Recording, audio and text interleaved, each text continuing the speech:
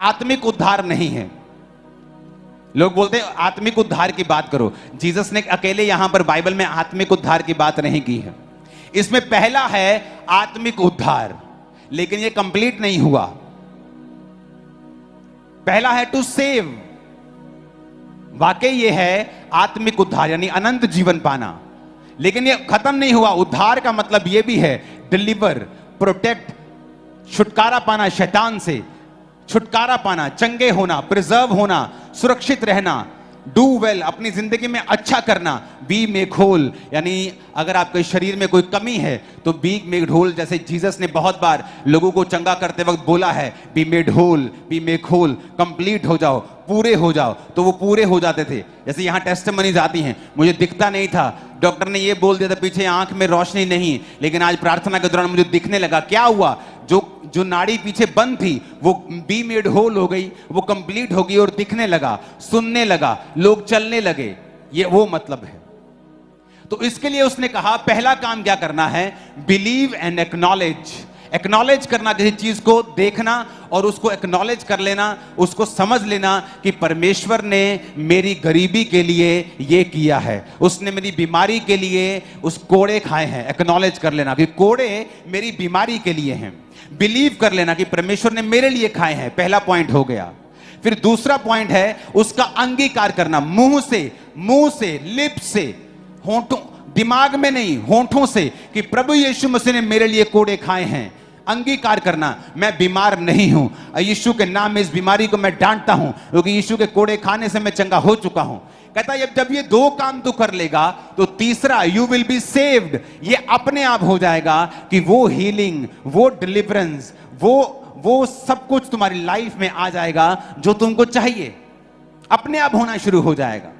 लेकिन पहला काम तुम्हें करना होगा बिलीव एंड एक्नॉलेज, और अंगीकार करना होगा। और तीसरा काम हीलिंग, डिलीवरेंस, वो सेव, वो साल्वेशन, वो अपने आप तुम्हारी लाइफ में होगा। ऊंची आवाज में बोलो हालेलुया।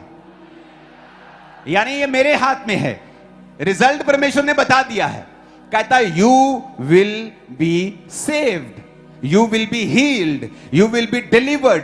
तो डिलीवर होगा, हील होगा, सेव होगा, प्रोटेक्ट होगा, अच्छा करेगा, डू वेल। पर कहता क्या करना होगा? Acknowledge and believe.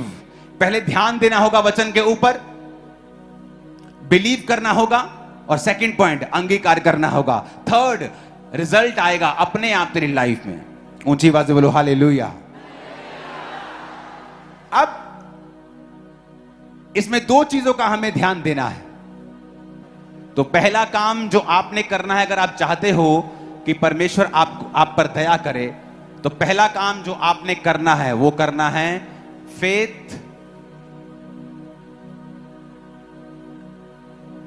In God. Faith प्रभु पे रखना है, शब्दों के ऊपर नहीं। सेकंड, आपको परमेश्वर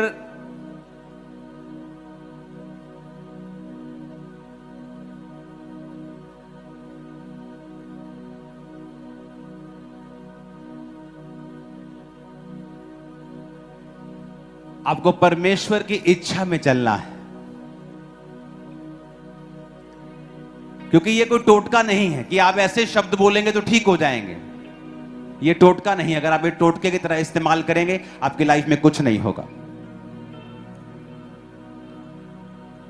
इन पॉइंट्स को लिख लो कि फेथ परमेश्वर के ऊपर रखना है, अलाइनमेंट विद गॉड्स विल, यानी प्रभु के इच्छा के साथ साथ चलना है। तीसरा, तुम्हारा पर्पस,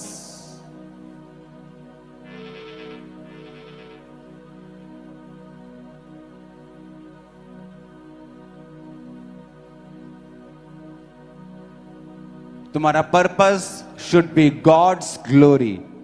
तुम्हारे जो पर्पस है, तुम्हारा मांगने की जो मोटिव है, मांगने का मकसद है, वो प्रभु की महिमा होना चाहिए। हन्ना ने कहा प्रभु अगर तू मुझे बेटा देगा मैं तेरे भवन में दे दूंगी। पहले भी मांगती थी, रोती थी, खाना नहीं खाती थी, बड़ा कुछ करती थी, लेकिन प्रभु देता नहीं था। लेकिन जब उसने प्रभु की महिमा के लिए कुछ मांगा तो परमेश्वर ने उसको बेटा दिया, और उसके बाद उसको और बेटे और बेटियां भी दी। कहते मेरी बात को समझ रहे हैं? तो जब आप इस वचन को पूरा कर रहे होंगे कि मुझे एक्नॉलेज, विश्वास करना है, वचन को पहचान कर विश्वास करना, दूसरा अंगीकार करना, तीसरा रिजल्ट है जो अपने आप आ जाएगा। लेकिन उसके साथ साथ मेरी लाइफ साइड पर कैसी होनी चाहिए।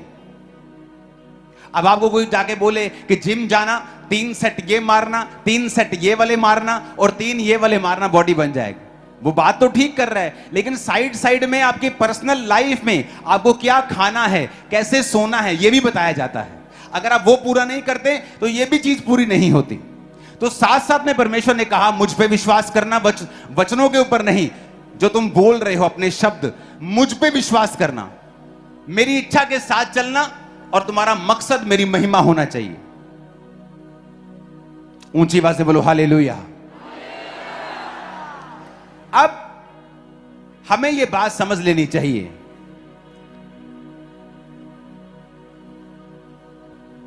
कि क्यों परमेश्वर यह कह रहा है।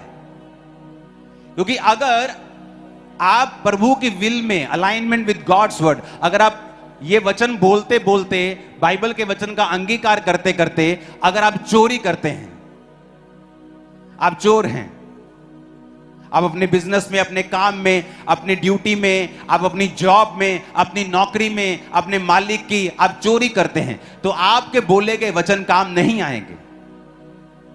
क्योंकि आपको गॉड्स की विल के साथ अलाइन होना पड़ेगा कि अगर आप चाहते हो कि आपके बोले गए वचन एक फल को पैदा करें और वो व्यर्थ ना हो।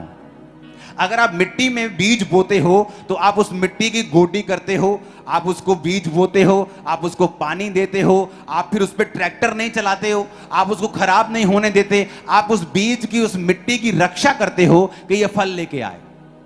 उसी तरह से आपके बोले गए वचन बीज हैं, आप जब बोलेंगे वो आएंगे, फल आएगा, लेकिन आपको अपने बोले गए बीजों की, अपने बोले गए वचनों की रक्षा करनी पड़ेगी, और रक्षा होगी आपके चरित्र से, आपके कैरेक्टर से। अगर आप गाली निकालने वाले व्यक्ति हैं, आपके बोले गए शब्द कभी भी फल नहीं लेके आएंगे जो आप परमेश्वर में बोलेंगे। आप अगर व्यभिचार में हैं, आप कभी भी परमेश्वर के उस प्रभाव को, उस ग्रेस को अपनी लाइफ पर कभी नहीं देखेंगे, चाहे आप परमेश्वर के घर के पुलपट के ऊपर क्यों ना खड़े हों। तो अलाइनमेंट विद गॉड्स विल ये बहुत इंपॉर्टेंट है। बाइबल कहती है, एक पिक्चर को जो मैंने आपको भेजी वो यहां हम देखेंगे। इस पिक्चर को बड़े ध्यान से देखना। ये हमें एक चीज दिखाती है। ये जो आपके सामने हम देख रहे हैं, मैं आपको इसका एक हिस्ट्री बताता हूं। दूसरा राजा में उसके 25 बाप में लास्ट समय आ गया था। क्योंकि होता क्या था, जब दाऊद राजा बना, शाऊल बना, जब शाऊल हट गया, अपनी कुकर्मों की वजह से दाऊद बन गया, दाऊद ने पूरी उम्र तक राज भोगा, फिर उसका बेटा राजा बना। सुलेमान परमेश्वर के वचनों पे चला नहीं, तो परमेश्वर ने कुछ वायदे जो उससे किए थे उनको घटाना शुरू किया। और सुलेमान के बच्चे के बाद बच्चे, जब पोते पड़पोते राजे बनते गए, तो बाइबल कहती है कि वो परमेश्वर से हटते गए, तो प्रभु उनको हरा देता था, उनके राज को छोटा कर दिया, उनके प्रभाव को पूरे एरिया में कम कर दिया, उनके राज्य को छोटा कर दिया। तो परमेश्वर उनको दुख दे रहा था। जब इंसान पाप करता है तो परमेश्वर उसकी लाइफ को छोटा कर देता है, आशीषों को कम कर देता है, उसे दुखी कर देता है, चारों तरफ से उसे बांध देता है। पर वो दिखाने के लिए होता है कि मैं तेरी लाइफ में देख क्या कर रहा हूं, अब तुझे सुधरना पड़ेगा, और जब तू सुधर जाएगा मैं फिर से वही बरकत तेरी लाइफ में दे दूंगा। लेकिन वचन कहता है कि वो राजे सुधरे नहीं, और जब आप लगातार आप परमेश्वर के वचन को डिक्लाइन कर देते हो, उसको आप निराधार बनाकर अपनी लाइफ से फेंक देते हो, और प्रभु की योजनाओं पर आप मन नहीं लगाते, तो फिर परमेश्वर ने फैसला किया, अब मैं बड़ी सजा इनको दूंगा। वो क्या थी? परमेश्वर का भवन जो सुलेमान ने बनाया था, उसमें से सोने चांदी के बर्तन, पीतल से भरा हुआ, सोने चांदी से भरा हुआ पूरा यरूशलेम की महिमा, परमेश्वर ने एक राजे को भेजा, और उस राजे ने अपने उस यरूशलेम को घेर लिया। जब यरूशलेम को बहुत देर तक वो घेरे रहा, वहां खाने पीने की कमी होने लगी, महंगी होने लगी चीजें, क्योंकि सप्लाई सारी पीछे से बंद हो गई। जब बंद हो गई तो वो राजा हारने लगा, और बाइबल कहती है कि नबूकदनेस्सर ने जाके सारा कुछ खत्म कर दिया, परमेश्वर का भवन भी खत्म कर दिया, उसके सारे बर्तनों को ले लिया। और ये परमेश्वर ने किया, शैतान तो टच भी नहीं कर सकता था, प्रभु ने किया। और एक बड़ी सजा देकर उसकी महिमा को, उस शहर की, यहूदियों की महिमा को मिट्टी में मिला दिया, राजा की महिमा को मिट्टी में मिला दिया, क्योंकि उसने परमेश्वर के वचन की ओर ध्यान नहीं दिया था। यह थी परमेश्वर की लास्ट सजा। जब आप मुड़ते नहीं, जब आप हटते नहीं, और लगातार सालों साल परमेश्वर आपसे बात करता है और आप नहीं सुनते, तो परमेश्वर ने काम किया। लेकिन परमेश्वर दयालु परमेश्वर भी है। कुछ सालों के बाद यिर्मयाह ने प्रोफेसी की कि परमेश्वर फिर से उन लोगों को बसाएगा और फिर से बेबीलोन के बंधनों से मुक्त करके वापस उन्हें इज़राइल में लेके आएगा और यरूशलेम में लेके आएगा। जब मुझे परमेश्वर ने कहा यरूशलेम नगर फिर से बसाया जाएगा, और बहुत से सालों की कड़ी मेहनत के बाद, दुखी होने के बाद, जब लोग रोने लगे, जब लोग प्रार्थना करने लगे, गलती का एहसास हुआ, क्यों हमने तौबा नहीं की, क्यों हम परमेश्वर के वचनों के ऊपर नहीं चले, तो बाइबल कहती है परमेश्वर ने राजा के दिल में डाला। और वो राजा कोई क्रिश्चियन नहीं था, लेकिन वो राजा जो था वो परमेश्वर में नहीं होने के बावजूद भी, एजरा 1 उसकी 1 आयत में पढ़ेंगे, फारस के राजा कुस्रू के पहले वर्ष में यहोवा ने फारस के राजा कुस्रू का मन उभारा कि यहोवा का जो वचन यिर्मयाह के मुंह से निकला था वो पूरा हो जाए। इसलिए उसने अपने समस्त राज्य में प्रचार करवाया और लिखवा भी दिया। 2 आयत, फारस का राजा कुस्रू यूं कहता है, स्वर्ग के परमेश्वर यहोवा ने पृथ्वी भर का राज्य मुझे दिया है, और उसने मुझे आज्ञा दी है कि यहूदा के यरूशलेम में मेरा एक भवन बनवा।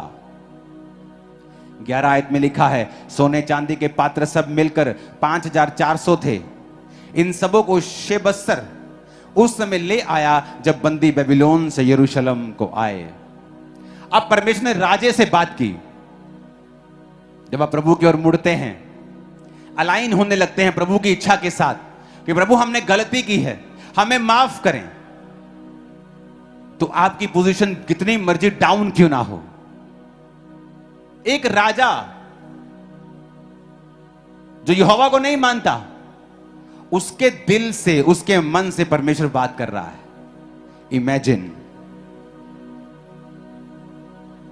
इमेजिन करो, किसी देश का प्रधानमंत्री क्रिश्चियन नहीं है, लेकिन उसके दिल में आ रहा है कि यहां पर परमेश्वर का बड़ा भवन होना चाहिए।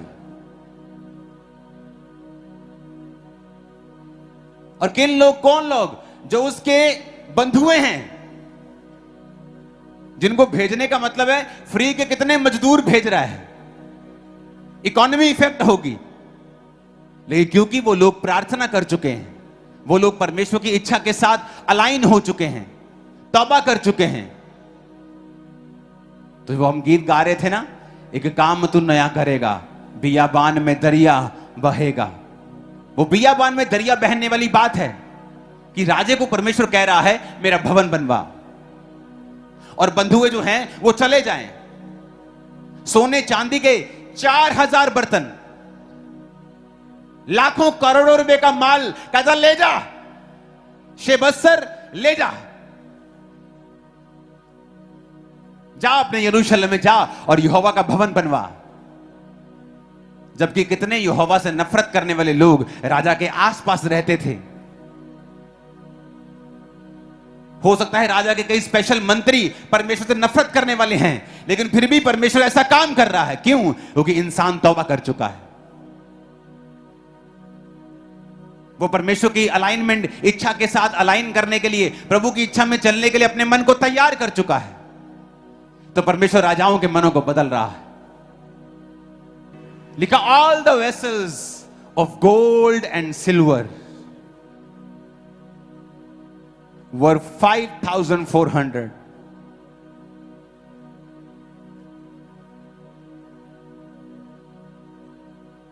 सोने चांदी दूसरे बर्तन मिला के 5400।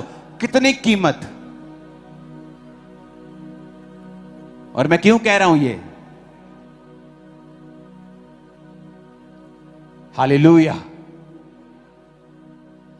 यीशु मसीह के जन्म, ये मैं घटनाएं अब बोलूंगा, ध्यान से देखना। यीशु मसीह के जन्म से 538 साल पहले राजा ने डिक्लेयर किया कि ज्यू जो हैं यहूदी यरूशलेम में जाएं और अपने भवन को बनाएं। तो पहला टुकड़ा आया यीशु मसीह के जन्म से 538 साल पहले। पहला टुकड़ा आया शेष बज्जर के द्वारा। वही 11 आयत जहां पर लिखा है शेष बज्जर ने वो 5400 बर्तन लेके वो यरूशलेम को चला गया। The first wave of exiles returns, पहला जत्था यरूशलेम में वापस आ गया, क्योंकि भविष्यवाणी पूरी हुई जो यिर्मयाह ने की थी कि ये लोग वापस जाएंगे और परमेश्वर उनको फिर से बसाएगा। जोर से कहो हालेलुया। अब जब वो आए, कुछ साल वहां पे रहे, क्योंकि सालों से, ऑलमोस्ट सदी से छोड़ा हुआ था अपना देश। आए और फिर से अपने घरों को बनाया, फिर से सेटिंग करनी स्टार्ट की और उसमें कुछ साल लग गए। फिर 515 साल पहले, यानी उस घटना के 15 के साल बाद, 15-20 साल बाद, जो परमेश्वर का भवन था, टेंपल रिबिल्ड, जो भवन था अंडर द लीडरशिप ऑफ जेरुब्बाल की लीडरशिप में, वो भवन जो था वो बनना शुरू हुआ। जो मैंने आपको पिछले संडे बताया था कि लोग उसका विरोध करने के लिए आए, पहले मिलने के लिए आए कि हमें भी भवन बनाने के लिए ले लो, उन्होंने नहीं लिया, बहुत विरोध हुआ, लेकिन वो विरोध काम नहीं आया और एंड में भविष्यवाणियां करते रहे परमेश्वर के नबी उसके लिए। और वो सेकंड भवन जो था यीशु मसीह के जन्म के 515 साल पहले, जब वो यानी 538 साल पहले आए थे, यानी थोड़े सालों के बाद 20-25 साल के अंदर अंदर वो भवन कंप्लीट हो गया। उसके काफी सालों के बाद फिर एज्रा वहां पे पहुंचा। स्क्राइब था वो, यानी एक शास्त्री था। अब समझने वाली बात यह है कि पहले परमेश्वर ने उनको भेजा, जाओ और अपने नगर में जाओ, बर्तन ले जाओ और भवन बनाओ। वो आ गए। कुछ सालों के बाद उन्होंने भवन बनाना शुरू किया। अब और कुछ सालों के बाद वहां पे एज्रा आया, और बाइबल कहती है जब एज्रा वहां पे आया तो एज्रा ने उनको प्रचार किया। एज्रा ने परमेश्वर के वचन की, जिसको तोरा बोलते थे पुराने भाषा में, उसको प्रचार किया। क्यों? एज्रा ने बताया कि बेटियों